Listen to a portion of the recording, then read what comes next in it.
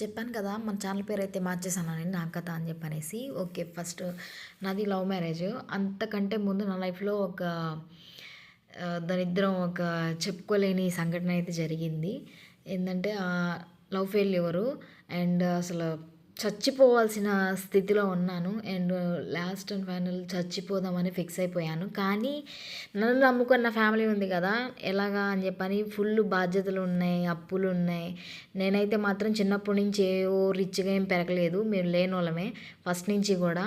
Okay, లేనోళ్ళు అంటే మరీ అంత లేనోళ్ళు అంత ఉన్నోళ్ళు కాదు, మధ్యలో middle class. Okay, middle class. కానీ కష్టపడుతూనే ఉన్నా చిన్నప్పటి నుంచి. లాస్ట్ మూమెంట్లో ఇట్లా చచ్చిపోదాం అనుకునే తలకి నా లైఫ్లోకి అక్కడే ఆగిపోకుండా ఒక అద్భుతమైన జరిగింది. అద్భుతం అనే చెప్పాలి. నా లైఫ్లోకి నా హస్బెండ్ వచ్చాడు. తను నన్ను అర్థం చేసుకున్నాడు. తనది కూడా లవ్ స్టోరీ ఉంది, లవ్ ఫెయిల్యూర్. నన్ను అర్థం చేసుకొని యాక్సెప్ట్ చేశాడు. ఫైనల్లీ అక్కడే ఉండిపోకుండా ముందుకైతే వచ్చేసిన. లైఫ్లో అందరికీ 2 ఛాన్సులు అయితే వస్తాయని చెప్పనేసి అంటారు. అది నా లైఫ్లో నాకు జరిగింది. సో ఎవరైనా సరే నేను ఒకటే చెప్తాను, అక్కడే ఉండిపోకండి. అది తలుచుకుంటూ, ఆ పేడకలను తలుచుకుంటూ నా లైఫ్ అయిపోయింది, ఇక్కడితో ఎండ్ అయిపోయింది, ఇంకా నేనేం సాధించలేను, నన్ను ఎవరైతే వద్దనుకున్నారో నేను ఇంకెందుకు బతికి ఉండాలి అని చెప్పనేసి అనుకోవద్దు. వాళ్ళకి సమాధానం ఇచ్చే అంతలాగా మీరు బతికి చూపించండి. చెప్పుకోవాలి వాళ్ళు అసలు ఎందుకు దీన్ని వదిలేసుకున్నాను అని చెప్పనేసి అలా బతికి చూపించండి. ప్లీజ్ ఎవరైతే కానీ చచ్చిపోవద్దు ఎవరు కూడాను. మన లైఫ్లో మనకంటూ దేవుడు ఒకరిని రాసి పెట్టుంటాడు. అది జరుగుతుంది ఖచ్చితంగా. అది ఒకరిని వద్దు అన్నాడంటే దేవుడు అక్కడితో ఆగిపోండి.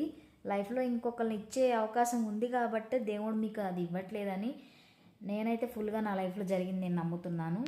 నా దేవుడు నాకు అద్భుతాన్నే ఇచ్చాడు నిజంగా చెప్పాలంటే. అది నా హస్బెండ్ రూపంలో నాకు ఇచ్చిన వరము, గిఫ్ట్. నిజంగా అసలు అసలు నెవర్ ఎక్స్పెక్ట్ దట్. అసలు నేను అసలు ఊహించుకోలేకపోతున్నాను నిజంగా. నేను ఎందుకు బతికున్నానా అని ఒక్కోసారి అనిపిస్తుంది.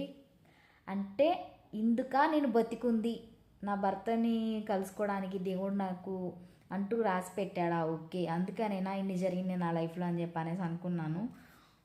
Please don't forget. ఓకే, ఎవరు కూడా లైఫ్ని ఎట్లా పడితే అట్లా చేసుకోకండి, ఆలోచించండి. Okay, take care all, by.